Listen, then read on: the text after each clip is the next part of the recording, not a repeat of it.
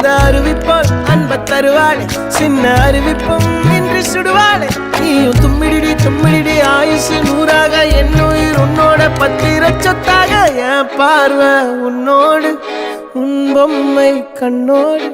பேசாமல் விண்ணோடு நாம் மிதந்து போவோம் காதாரா அடியாளோ நான் தாங்க மாறோடு